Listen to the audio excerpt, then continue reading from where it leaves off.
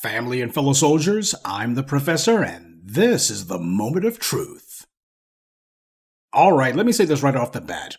This is going to be my last video about Caitlin Clark, and we're not going to miss the subject, but I felt compelled to go ahead and put something of a button on this particular story. Caitlin Clark finally made her debut in the WNBA, and after months and months, actually over a year, of hyping this woman as being the second coming of Michael Jordan, well, we do have to admit that she did manage to set a record, not for live attendance for a WNBA game, and truth be told, not even really for ratings either. Those were actually both pretty normal for her debut, so the idea that she was going to make the WNBA much-watched TV isn't happening. No matter how much phony hype the white media tried to manufacture for her, the public simply doesn't feel compelled to watch her. But then again, why would they? She didn't set any records for points scored either. The record that she did set, though, was an all-time team record for turnovers. She managed to do that in her very first game. She was getting her pocket picked every 5 seconds out there. 10 turnovers from the woman who's supposed to be the face of the league now. Oh, she's supposed to be the face of professional basketball now, to hear the white media tell it. She scored 20 points in her first game and lost. Now, in women's basketball, those are actually very good numbers, but it didn't mean anything. It didn't help her team at all. For a woman whose very presence in the WNBA is supposed to be a game changer at first blush, she's changed nothing. And just in case anyone thought that that was a fluke, she's had 2 other games, and she lost both of those too. Now keep in mind, this is far from a definitive estimate for how the whole season's going to go. There's still a heck of a lot of months left. There's not enough data points here to make out any sort of trajectory. And of course, as I tell you countless times, I'm not really into sports, but I understand that when rookies come into a league, most of them struggle. Everybody knows that. But then, why did the white media try to make her out to be the second coming? As if she was going to hit the ground running. Oh, people need to show up to see her because she's going to have sold out arenas, and they need to see her because this is the beginning of the next big thing. Oh, this is going to be history in the making. That's the way that the white media made it out. Well, so far, she's 0 for 3. Off to a rough start. Compare that, on the other hand, to Angel Reese. Now, Angel's had 2 games so far. She lost her first game, but she won her second. So already, Angel Reese has managed to do in 2 games where Caitlin Clark has failed to do in 3. And Caitlin Clark has to bear some responsibility for that because she played along with the white media's narrative. They were making her out to be compared to stars like Steph Curry. Now, why make her out to be something that she's not? It's a high-stakes game the white media is playing, but it's one that Caitlin Clark is the only one who will actually lose. The white media doesn't really lose much if she turns out to be one big failure. And they're starting to slap her around in the white media already. They're already getting in those digs at her. And I had told you in a previous video that this is what would happen if she became an embarrassment to the very white media that bigged her up. And now that's what's happening. They're making it clear to her, well, all that stuff we were saying about how awesome she was going to be, we're not going to say that we were wrong. Instead, we're going to say that she's not living up to her potential, and that's all on her. They put out this narrative that because she could beat some teenage girls at basketball in college, that this made her the second coming of Steph Curry. The comparisons that they made were stupid, ridiculous, asinine clickbait, and now she and they have run into reality. Her debut splash was more like a belly flop. And yes, at least one of the games that she's been in has reportedly set a single-game revenue record for a WNBA game. But let's be honest, she's not setting the league on fire. And this is the WNBA we're talking about, so it's not exactly as if revenues are a high bar. Also, as much as the white media has been hyping her up, of course she's going to have some people sniffing around her. There's going to be higher than normal interest in her simply because the white media has had their non-stop hype machine behind her. The NBA season is coming to an end, and the WNBA season is just starting. So I guess somebody in the white media figured that during this window of time, since there's not a whole bunch of other sports going on except for maybe baseball, apparently people were supposed to naturally gravitate to the WNBA, and this would create a self-fulfilling prophecy for the white media's hype machine that Caitlin Clark is going to be setting all sorts of records when it comes to viewership and attendance and all the rest of it. Folks, this is the WNBA we're talking about here. Even a mediocre boys' high school basketball team could beat them. So why is Caitlin Clark being treated as if she's special? The more she loses, the more it looks like the white media backed the wrong horse, and of course they're not going to allow their own reputations to take a hit, so they'll go ahead and deep six her. She's already shown she couldn't win a championship in college, and now she's in the pros, and so far she can't even manage to win a single game. She played to the white media's hype, and a lot of people, including in the league, wanted to see her humbled, and that's what they're doing to her. Those sold-out arena gates are going to begin to shrivel if she can't start making some wins, and even then, nobody wants to see her struggling. She's supposed to be the next big thing. And the white media was just so desirous for her to be huge. They were so desirous that she was supposed to hit the ground running and just take over the whole sports world. Not because they like her. She could have been literally anybody, just so long as she wasn't black. That was the main criteria that they had. They've got their own agenda. The white media's got their own narrative. And manufacturing a non-black star to be at the center of a predominantly black sport, that was their goal. But even though they'll never admit it, the white media is having to face the reality of how limited their own power is. In their minds, they think they can shape reality. They can carpet bomb people with their lies and get people to see those lies as real and even act on them. So what happens when they pump out the propaganda and people don't treat it as real?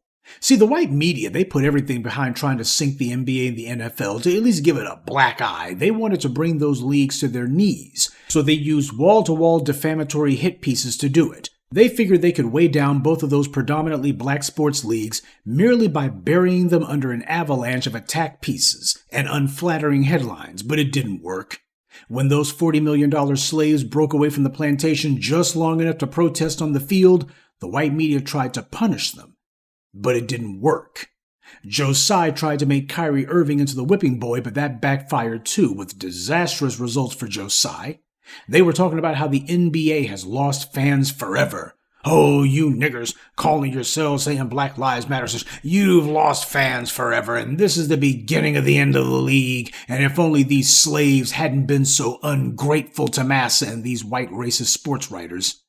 But rather than go into decline, the NBA is thriving, as is the NFL. They're setting ratings records. And the white media can't stand it because this ain't the result of white media hype. These were black men who went and got it on their own. And with the increase in interest in women's college basketball, what they're concerned about is that perhaps Angel Reese is going to be the beginning of a new trend for that in the WNBA, and that's something they don't want. They don't mind the WNBA being profitable, just so long as they can point to a non-black person and say, see, that's the reason why. That's what this is all about. The NBA and the NFL are setting records. They're doing just great, and the white media can't stand it. So now they're trying to co-opt that success and trying to put a white face on that success. That's what the Caitlin Clark experiment is all about. They can't do it in the NBA, so they're trying to make Caitlin Clark a thing and pretend as if she's the reason basketball's ratings are high, when she's just a passenger on somebody else's train. So Caitlin Clark's debut is turning out to be a high-profile embarrassment at this juncture. It could change, but truth be told, today is what counts, and today she's 0 for 3. So now the white media is trying to slither away from their prior positions on this. Oh, all of that praise they were giving her, well, they're a hell of a lot muted now, so Caitlin Clark's not the only one who's been deflated by her failure to win. The white media tried to use their media monopoly to make people walk away from the NBA and the NFL, to prove that they could turn fans into haters, that they could punish these black men and do it in a way that the black men couldn't be able to fight back. And all they proved, though, was that the white media is talking, but nobody's listening. Take this Forbes article from January, for example. Now, when you look at the URL, it says, the NFL and NBA ratings surge show fans are quick to forgive.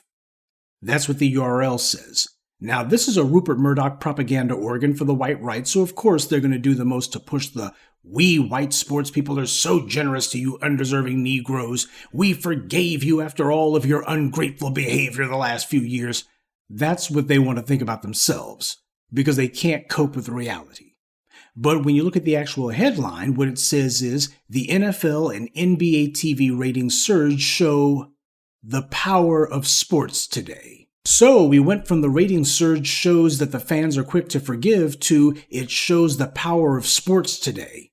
That's a heck of a lot more subdued than the whiny URL now, isn't it? So they went from it's all about how forgiving white fans are to it's all about the power of sports today. Now, when you actually read the article, you can tell that pretty much the article's headline was about the only thing that actually got changed. They stuck with what the URL slant on it is.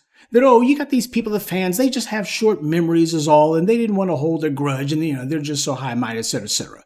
That's what the actual story actually says.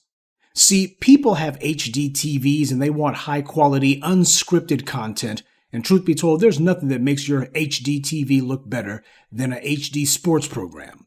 So the whiners in the white media don't have the ability to really punish these black men. After all, if you want to punish them, why don't you go ahead and tell people to watch something else? Tell them to go watch NASCAR. Or better yet, tell them to watch hockey. Nobody's going to stop you. There's few empty threats as pathetic as a sports fan saying, I'm going to stop watching such and such team or such and such sports league. If you're like me, that's easy to say because you don't watch sports to begin with. But for the people who do like sports, it's part of their being. It's an identity. So they're not going to stop watching anything. Oh, they'll pout and they'll huff and throw a tantrum. And then come next Friday, Saturday, and Sunday, they'll be watching the games. So the NBA and the NFL ratings are doing gangbusters right now, and the white media powers that be are plotting how they can credit this surge to anyone who's not black. That's what the game plan is. And on a side note, you ever notice how these sports writers for the white media, they're always talking about how these black athletes need to stay out of politics, don't be political. But they never have that advice for white athletes, and certainly not for people like Tim Tebow, whose politics are to the right. They didn't mind all his Bible thumping at all. Nobody told him that since he likes praying so much, he ought to be praying that his team could actually win a game. So they can knock it off with that crap about them not liking athletes being political. The white right-wing nuts were losing what passes for their minds when LeBron James refused to get involved with criticizing China. All about Hong Kong. Well, China's cracking down on Hong Kong. You need to criticize them. Hell, you got the government cracking down on black people here. And this is where LeBron James actually lives. Oh yeah, all of a sudden they were demanding that he be political, but only if he said what they wanted him to. Regardless of whether or not Caitlin Clark can turn her own personal fortunes around, the white media is showing everybody how much power they don't have.